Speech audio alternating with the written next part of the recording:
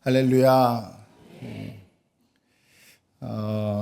저는 한 2주 전에 사고를 하나 쳤습니다. 사고를 하나 저질렀어요. 사고 저지른 사람 치고는 너무 평안한 얼굴로 뻔뻔하게 있죠. 아침 조회를 저희가 매일 아침 9시에 드리는데 조회를 끝나고 잠깐 틈이 있었어요. 그 잠깐 틈이 있어서 책상에 앉았습니다. 책상이 그날따라 굉장히 푹신 편안하게 느껴지더라고요. 그래서 잠시 주님과 교제하기 위해 눈을 감았습니다. 잠시 감았어요. 잠시. 그리고 주님과 열심히 만난 후에 눈을 탁 떴는데 제가 느끼기에는 한 10분에서 15분 정도 앉아 있었던 것 같은데 1시간이 지나갔더라고요. 그 1시간이 지나가서 눈을 탁 떴는데 여기가 이승인지 저승인지 왜 잘 분간이 안 가는 그거 아시죠? 갑자기 시간이 훅 지나갔는데 하여튼 막 정신을 좀 차려보려고 내가 피곤해서 그랬나 보다 하고 정신을 막 차리고 있는데 순간 이것도 여러분도 아실 거예요. 뒷머리를 스치고 지나가는 그 쎄한 느낌. 무슨 일이 일어난 것 같은데 제가 뭔가를 놓치고 있는 것 같은데 생각이 안 나는 거예요. 그래서 그냥 계속 가만히 앉아 있었어요. 정신이 들 때까지. 그러다가 문득 제 시야에 핸드폰이 들어와서 핸드폰을 탁 들어서 이렇게 봤더니 전화가 오고 카톡이 오고 문자가 오고 막 열심히 연락이 왔더라고요. 그 시간이 저희 교구 구역장 모임 시간이었습니다. 예, 다 저를 기다리고 계셨던 거죠. 예. 그죠? 저도 기가 막힙니다. 얼마나 죄송했던지 저를 계속 기다리고 제 머릿속에는 계속 망했다 이 생각밖에 들지를 않았어요. 그래서 나중에 이제 우리 교구장님, 구역장님들에게 연락을 드려서 이제 사과 말씀을 드렸죠. 근데 이제 한결같이 다들 저에게 말씀을 해주시기를 괜찮냐, 무슨 일이 일어났는 줄 알았다. 오다가 쓰러지셨는지 아니면 어디로 사라졌는지. 근데 아프신 줄 알았는데 그렇지 않다면 괜찮다. 오죽 피곤하면 그러셨겠냐. 이런 말들로 저를 계속 저에게 말씀을 해주셨어요. 여러분들에게는 그 사건과 그 이야기가 그냥 그랬구나 싶은 이야기이실 수 있지만 저는 사실 그날 우리 구역장님들에게 좀 감동을 받았었습니다. 제가 사실은 그 전날, 그 전전날 한 이틀 동안 잠을 거의 자지를 못해서 이제 굉장히 피곤한 상태이긴 했거든요. 근데 이제 그랬다는 사실을 누구에게 말을 할 만한 데가 없었어요. 그런데 그날 그 구역장님들의 그 말 한마디들이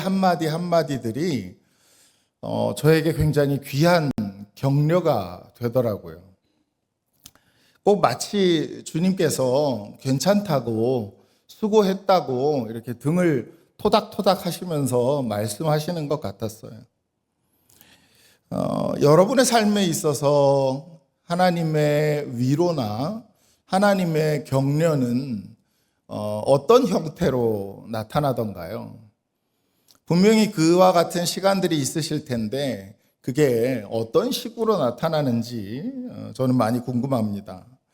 전 특별히 힘이 들 때나 이렇게 힘이 모자랄 때나 아니면 어려움에 닥쳤을 때 그때 하나님이 저에 대해서 여러 가지 방법을 사용하셔서 저를 격려하시고 저를 위로해 주실 때가 참 많이 있어요.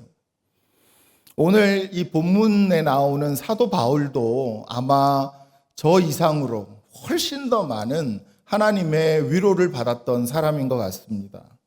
우리가 이 본문 말씀을 계속해서 같이 묵상해 가는 동안 하나님이 어떻게 그를 위로하시고 또 위로의 사람으로 사용하시는지를 깨닫는 시간 되기를 간절히 소원합니다.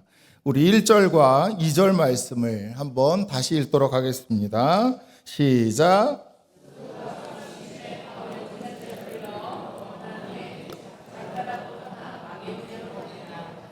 그 지방으로 다녀가며 여러 말로 제자들에게 권하고 헬라에 이르러. 1절의 처음 시작이 소요가 그침에로 시작합니다. 어떤 소요가 일어났다는 거예요. 난동이 일어났어요. 그 전까지의 사도 바울의 상황을 보면 에베소에 가서 사도 바울이 복음을 증거합니다. 그 증거를 복음을 들었던 많은 사람들이 하나님 앞으로 돌아오기 시작해요. 우리가 예상하고 우리가 생각했던 것보다 훨씬 더 많은 사람들이 하나님 앞으로 돌아오기 시작했습니다. 그런데 그 에베소라는 땅에는 아데미라고 하는 여신을 섬기는 신전이 있었어요. 그리고 그런 신전 앞에는 여러 가지 장사치들이 항상 있기 마련인데, 아데미 여신의 그 조각상을 조그맣게 깎아서 그래서 사람들에게 팔고 그걸로 생계를 이어가던 사람들이 그 앞에 많이 있었던 거죠. 그런데 수많은 사람들이 예수 그리스도를 믿기 시작하니까 뭐가 안 되겠어요? 장사가 되지 않는 거죠. 그래서 화가 났습니다. 그래서 데메드리오라고 하는 사람이 자기의 동업자들을 다 끌어모아다가 이제 이 소요를 일으킨 거죠. 이 제자들을, 예수 그리스도를 증거하는 사도 바울의 예수의 제자들을 잡기 위해서 혈안이 되어서 그들을 쫓아다녔어요. 그리고 결국 사도 바울의 일행 중에 두 사람도 그 사람들에게 잡히게 되었죠. 사도 바울도 그 안에 들어가서 어떻게든 이 문제를 해결해 보고 싶었지만, 그러나 거기에 들어가서 붙잡히면 또 굉장히 험한 꼴을 당해야 할 테고, 주변에 있는 사람들이 사도 바울이 들어가지 못하도록 그를 말렸습니다. 어려운 상황인데, 그런데 할 수 있는 건 없는 거예요. 굉장히 힘든 마음이고, 또 생각만 해보아도 굉장히 좌절스러운 그런 시간이었을 겁니다. 그런데 사도 바울은 역시나 거기서 끝내지 않고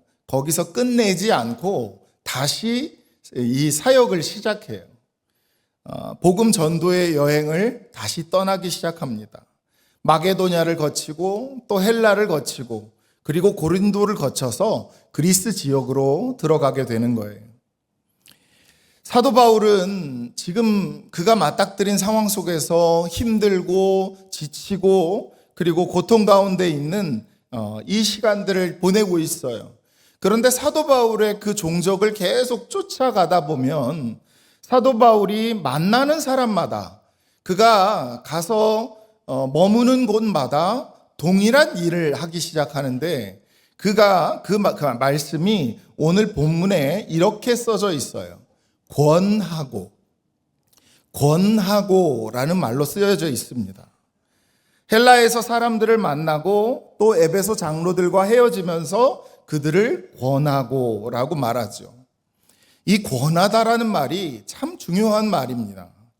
이걸 헬라어로 이야기하면 파라클레시스라는 단어로 번역이 되지요. 이건 두 가지 의미를 갖고 있어요. 그런데 이 두 가지 의미가 아주 상반된 의미입니다. 하나는 그 영어의 exhort, 그러니까 누구를 훈계하고 혼내는 그런 의미를 갖고 있고, 또 한 가지는 누구를 위로하고 누구를 격려하다, comfort, 이런 의미로 사용되는 단어입니다. 이 단어가 어느 쪽의 의미로 사용됐을까 하는 것은 사실 조금만 들여다보면 돼요.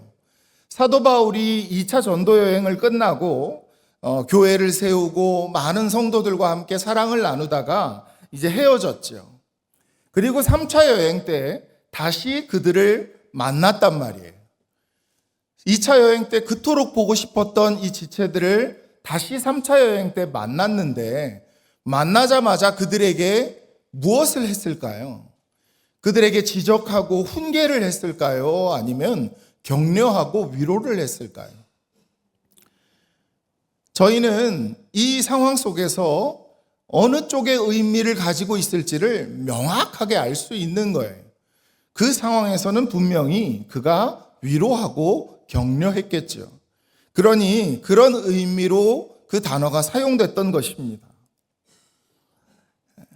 어떤 사람들은 좀 남을 지적하고 그리고 남에게 훈계를 하는 것이 자신의 그 역사적 사명인 것처럼 생각하고 살아가는 이 땅에 태어난 사람들이 있죠.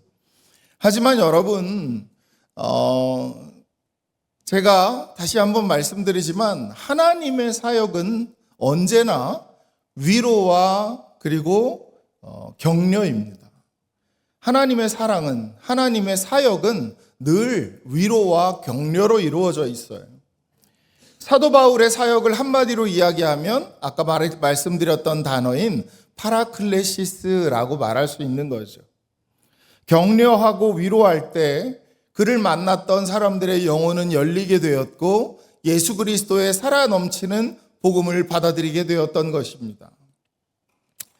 그런데 사실 이 상황, 아까부터 말씀드리는 지금의 이 바울이 맞닥뜨린 상황은 자신이 위로를 해야 할 상황이 아니라 위로를 받아야만 할 상황이었어요. 격려를 받아야 해요. 에베소의 일들도 어려웠을 테고 지금의 상황도 어렵고 이제 3절로 가면 더 어려운 상황이 기다리고 있습니다. 우리 3절도 한번 다시 같이 읽어보도록 하겠습니다. 시작.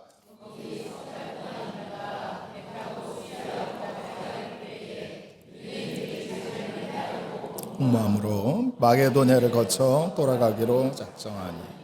거기 고린도예요. 고린도에서 무려 3개월을 있었습니다. 그의 계획은 여기서 배를 타고 반대편에 있는 수리아 지역으로 넘어가는 거였어요. 그렇게 되면 지금 자기가 가려고 하는 목적지인 예루살렘에 금방 도착할 수 있거든요. 그런데 배를 탈 수가 없다는 거예요. 왜냐하면 정보를 하나 듣게 되었는데 그 정보에 의하면 사도 바울을 죽이기로 모의한 사람들이 그를 기다리고 길목에서 진치고 있다 하는 이야기를 들었던 거예요. 할 수 없이 배를 못 탔습니다.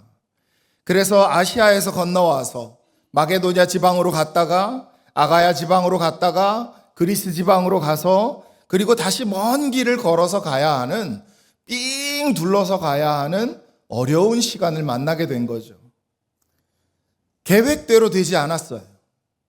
몸도 마음도 지쳐 있는 상황입니다. 그리고 사도 바울이 이 힘든 이 여정에 계속해서 그 여행을 하지 않으면 안 될 이유들도 갖고 있었어요. 그러나 이 사도 바울의 여행을 한마디로 이야기하면 격려와 위로의 여행이었거든요. 왜냐하면 지금 사도 바울이 예루살렘으로 가려고 하는 이유가 예루살렘 성도들이 지금 가난하다라는 이야기를 듣고 주변에 있던 이방 교회들이 돈을 모아서 헌금을 했어요. 그리고 이 헌금을 지금 바울이 들고 이 연보를 그 예루살렘 교회에 갖다 주기 위한 그런 여행이었거든요. 그렇기 때문에 사도 바울은 이 여행을 멈출 수가 없었던 겁니다. 제가 미국에 있을 때 한 한인교회에 청년부를 섬긴 적이 있어요. 많은 학생들이 이제 유학을 하러 왔다가 또 떠나고 왔다가 떠나고 하는 게 항상 일상입니다. 그런데 한 청년이 이제 공부를 다 마치고 한국으로 돌아가게 되었다는 거예요. 그래서 저한테 마지막으로 인사를 하러 왔습니다. 근데 저에게 하는 말이, 목사님, 제가 그동안 이 교회를 다니면서 은혜를 한 가지 받았는데 그게 바로 목사님 얼굴입니다 하고 이야기하더라고요. 여러분이 아무리 조롱한들 웃어도 저는 하나도 타격을 받지 않겠습니다. 여러분 얼굴 기억하시죠? 저를 일컬어서 이렇게 박신양 닮았다고 했던 그 얼굴 있잖아요. 예. 역시 목회는 얼굴인 줄 믿습니다. 예. 그런 것으로 저는 이제 받아들였죠. 그런데 그 친구가 저한테 이야기했던 것은 저의 외모가 어떻게 생겼다가 아니었어요. 그게 아니라 제가 늘 그 청년을 보면서 웃어주더라는 거예요. 저는 몰랐는데 그 청년들을 바라보면서 제가 웃으면서 항상 대해줬다고 이야기하더라고요. 그 미소를 볼 때 마음이 녹아지기도 하고 그리고 기쁨이 다시 회복되기도 하고 위안을 받았다 하고 이야기를 했어요. 제가 원래는 방실방실 잘 웃습니다. 근데 요즘 피곤해서 오죽 피곤하면 앉아서 자다가 구역장모님도 잊어버리고 그런 일을 저지르겠어요. 목회에 있어서 그런 것이 참 중요한 것이구나 하는 걸 제가 그때 좀 깨달았었습니다. 사실 생각해 보면 그때의 저의 상황조차도 저의 삶의 그 상황도 녹록지 않았거든요. 굉장히 어려운 시간을 보내고 있었습니다. 하루도 거르지 않고 늘 재정적인 압박이 찾아오고 아이들도 키우고 빨리 끝내야 되는데 공부는 진전이 없고 아내도 힘들어하고 매일같이 웃을 상황이 하나도 아닌데 그런데 교회 가서는 그냥 웃었어요. 성도들을 위해서. 여러분도 그런 상황이 있지 않으십니까? 겉으로는 웃고 있는데 속으로는 울고 있는 상황. 겉으로는 사람들하고 잘 지내고 기쁘게 원만하게 지내는 것 같은데 그런데 내 속은 무너져 있고 속에는 힘들고 그런 때가 있지 않습니까? 이 정신의학 용어에 보면 스마일 매스크 신드롬이라는 용어가 있습니다.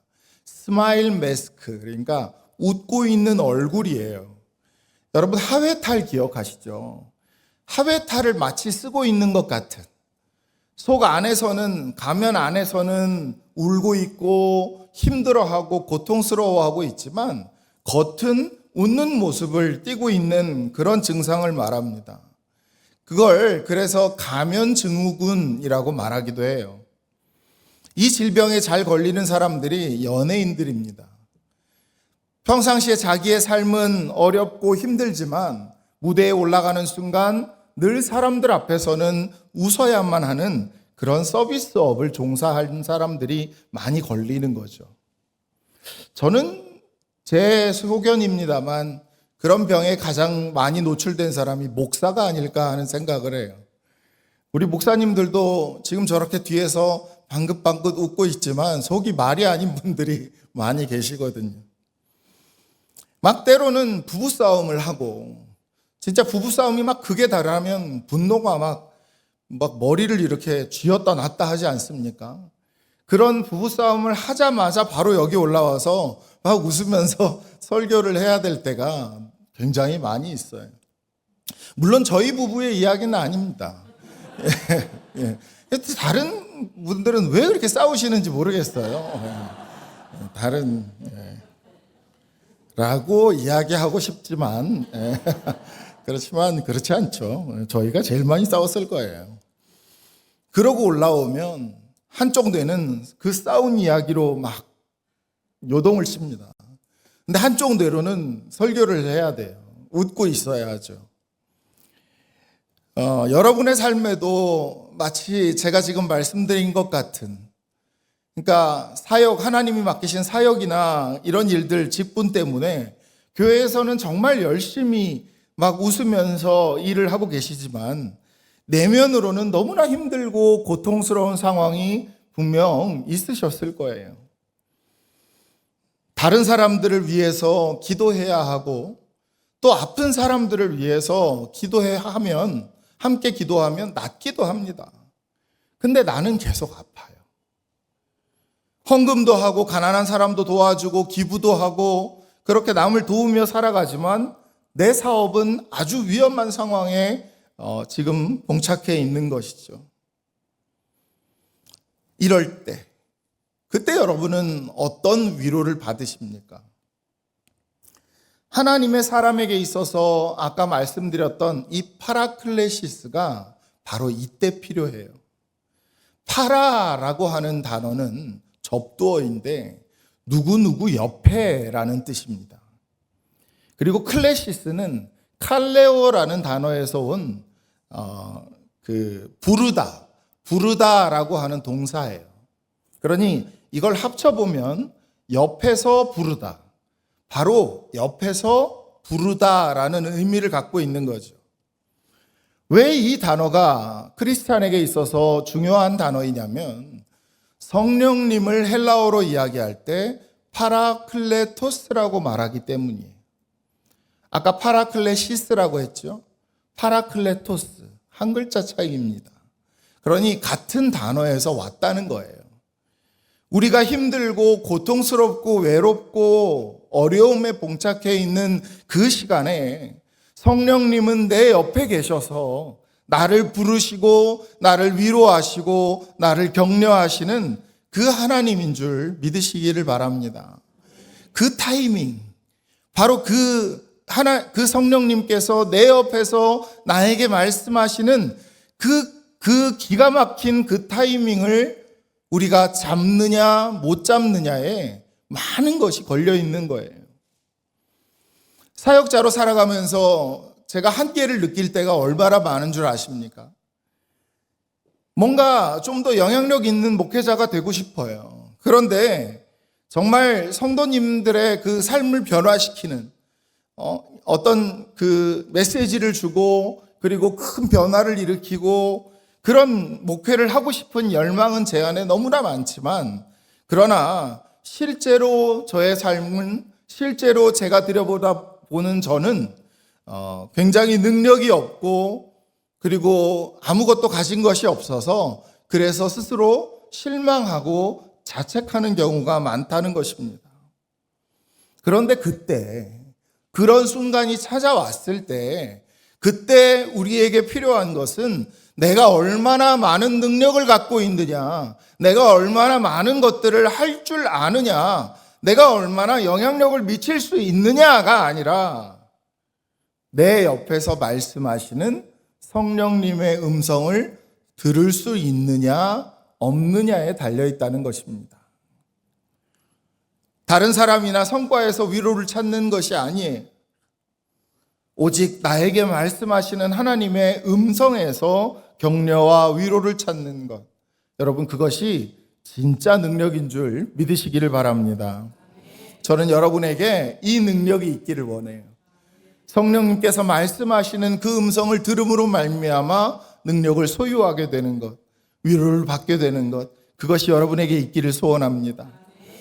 하나님께서, 성령님께서 위로의 하나님이다 하고 말씀하시는 그 부분을 우리가 말씀 속에서 한 가지 더 깨달을 수 있어요. 고린도후서 1장 3절에서 7절인데요. 저는 성경 전체에서 하나님이 이 파라클레시스, 위로라고 하는 걸 가장 집약적으로 가장 많이 말씀하신 그 부분이 이 고린도후서 1장 3절에서 7절까지라고 생각합니다. 우리 3절에서 7절까지를 같이 한번 다시 읽어볼 건데요. 그 파라클레시스, 위로라고 하는 단어가 몇 번 나오는지 한번 세어보시길 바랍니다. 자, 같이 읽겠습니다. 시작. 찬송하리로다.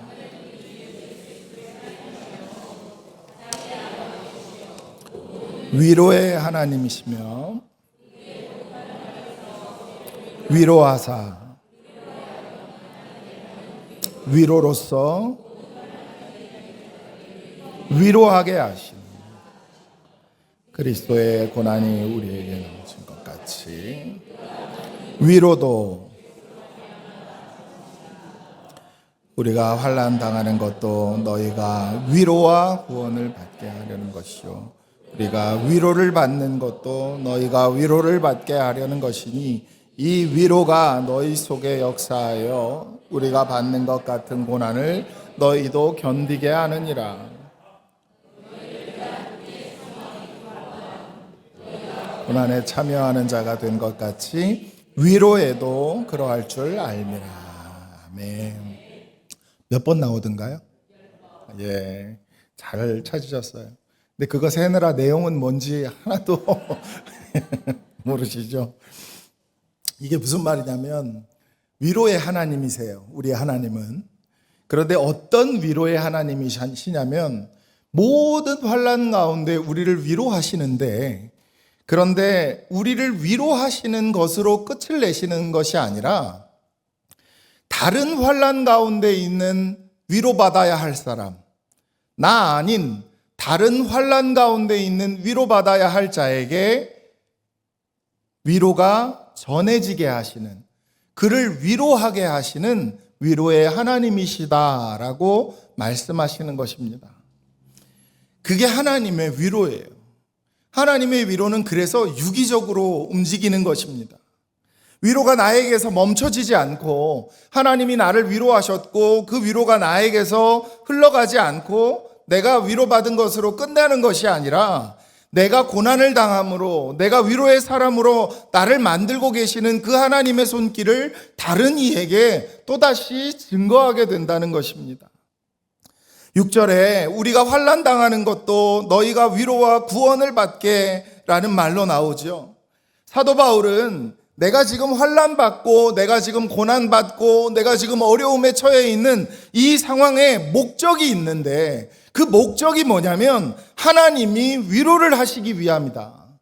그런데 그 위로가 너희를 고난에서 견디게 할 뿐만 아니라 또 다른 이의 환난 가운데 위로함을 전하게 한다 하고 말씀하시는 것입니다. 우리가 받은 위로, 하나님으로부터 받게 되는, 성령님이 내 옆에서 말씀하시는 그 위로의 방향이라는 것이 있는데, 그 방향이 바로 그리로 흘러간다라고 우리에게 말씀하고 계시는 거죠. 여러분에게 하나님은 어떤 방법으로 위로하고 계십니까? 여러분, 그분의 음성을 들음으로 말미암아, 그분의 위로의 음성을 들음으로 말미암아 여러분, 하나님은 지금도 여러분을 위로하고 계신다고 저는 믿습니다. 지난주까지 우리 담임 목사님 이제 수술하셔서 저희가 부목사들이 설교를 전했죠. 항상 그렇지만 이제 뭐 너무 자주 그래서 의뢰 그러려니 싶긴 하지만, 목사님 빈자리를 채우는 게 이게 쉬운 일이 아닙니다. 다들 막 그때가 되면 초긴장을 하고 살아요. 서로 건드리지 말라고 막 째려보고 화를 내고 그러죠. 그런데 역시나 아니나 다를까 말씀을 전하고 났는데 또 이제 자책감이 밀려오는 거예요. 또 빈자리를 못 채웠구나 라는 생각이 들었어요. 그런데 어떤 성도님이 저에게 카톡을 보내주셨는데, 지난 2주간 저희 가족이 큰 은혜를 누렸습니다 라고 카톡을 보내주셨어요. 하나님은 진짜 격려하시는 분이세요. 하나님은 위로하시는 분이십니다. 저는 그 카톡을 읽으면서 그냥 우쭐해지는 그런 것이 아니라 정말 진심으로 위로를 받았어요.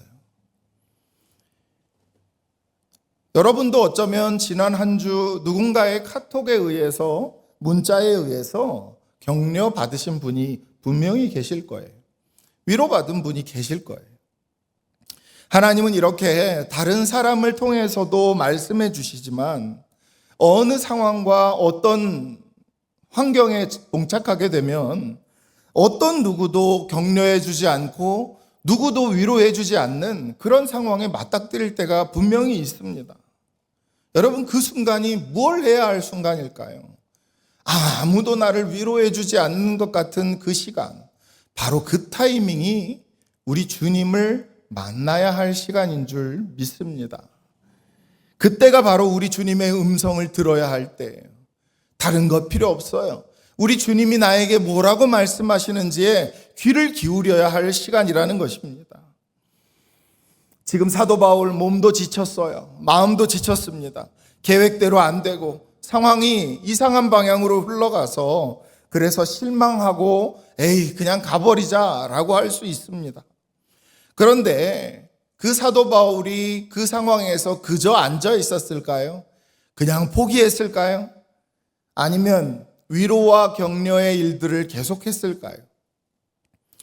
여러분, 가장 힘들었던 아까 말씀드린 그 고린도에서의 3개월, 이 3개월이 놀라운 시간이었어요. 그 3개월 동안은 밖에 나가기도 힘듭니다. 자기를 죽이려고 하는 사람들이 사방에 깔려 있기 때문이죠.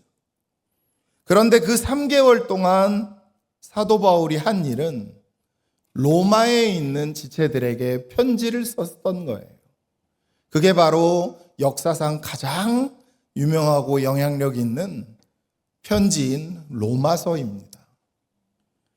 하나님은 외롭고 지쳐서 지금 내 계획대로 되지 않았지만, 내 마음대로 풀리지 않았지만, 내가 가고자 하는 방향으로 갈 수가 없었지만, 그러나 끊임없이 하나님의 위로를 다시 누군가에게 흘려보내려는 자, 하나님께 받은 그 위로를 누군가에게 격려로 흘려보내고자 하는 자를 사용하셔서 하나님의 놀라운 일들을 일으키시는 줄 믿으시기 바랍니다.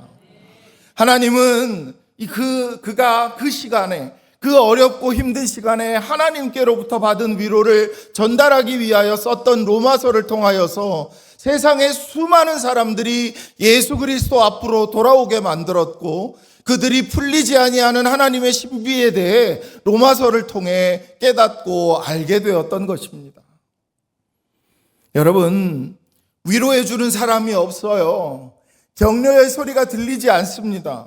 그러나 그 가운데에 우리가 하나님이 나에게 말씀하시는, 성령님이 내게 말씀하시는 그 주님의 음성을 들을 수 있다면, 계속 그 길을 걸어갈 수만 있다면, 분명 우리 하나님은 저와 여러분을 통하여 로마서를 써 가실 줄 믿습니다.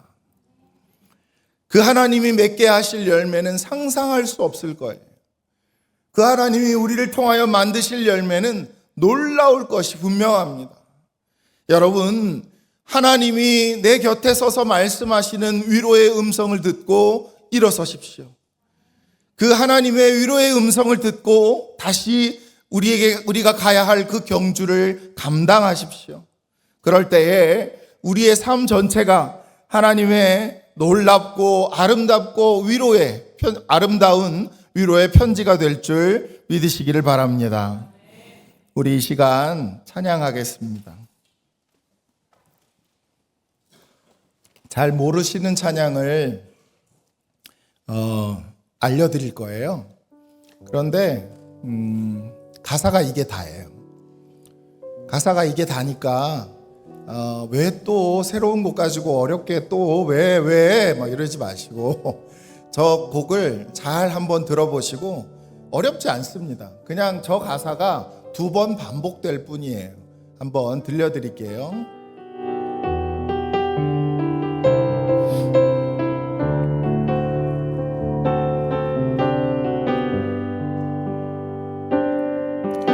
사랑하는 자여, 내 영혼이 잘됨 같이 내가 범사에 잘 되기를 간구하노라. 사랑하는 자여, 내 영혼이 잘됨 같이 내가 범사에 잘 되기를 간구하노라. 절반 따라 하셨어요. 한 번 더 할게요. 사랑하는 자여, 내 영혼이 잘됨 같이 내가 범사에 잘 되기를 간구하노라. 사랑하는 자여, 내 영혼이 잘됨 같이 내가 범사에 잘 되기를 간구하노라. 어렵지 않으시죠? 그죠? 예. 그럼 손을 펼쳐 보세요. 손을 뒤집으세요. 그리고 손을 잡으세요. 손을 잡으세요.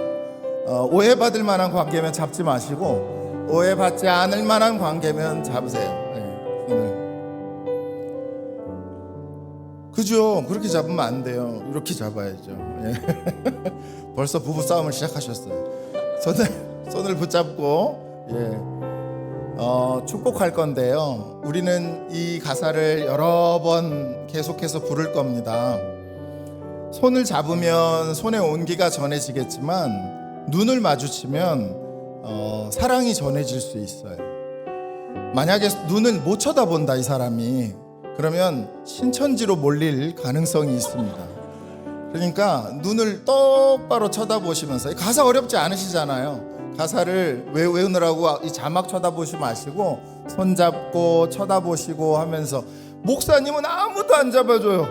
목사님을 누가 잡아주셔야죠. 네, 손잡고 다시 한번 부르면서 축복하겠습니다.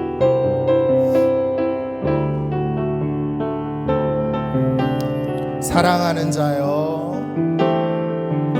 사랑하는 자여, 내 영혼이 잘됨 같이 내가 범사에 잘되기를 간구하노라. 손을 꼭 잡으시고, 사랑하는 자여, 내 영혼이 잘됨 같이 내가 범사에 잘되기를 간구하노라.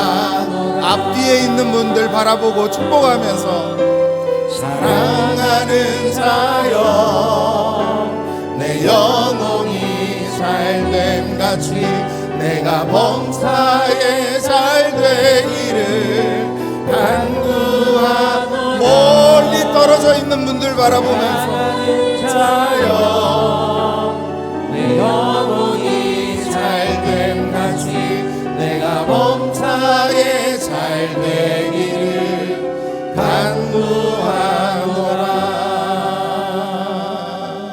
아멘. 여러분의 범사가 하나님의 은혜와 하나님의 은총으로 가득 차기를 주님의 이름으로 축복합니다. 우리 주님의 음성을 들으세요. 그 주님의 음성에 우리를 향한 위로가 담겨 있는 줄 믿습니다. 우리 시간 말씀을 의지해서 합심으로 한번 기도할 텐데, 주님, 나의 삶이 하나님의 아름다운 위로의 편지가 되기를 원합니다. 비록 지금 나의 삶이 험악한 세상에서 아무것도 하지 못한 채 힘겹게 걸어가고 있다 할지라도, 우리의 옆에서 위로하시고 격려하시는, 말씀하시는 주님의 음성을 듣고 그 위로의 음성을 다른 이에게 흘려보내게 하여 달라고, 그리하여 내가 주님의 위로의 통로가 되게 하시고 위로와 격려를 세상에 전하는 귀한 삶이 될 수 있도록 하나님 내게 은혜를 베풀어 달라고 주여 한번 부르시고 합심으로 뜨겁게 기도하며 나아가십시다.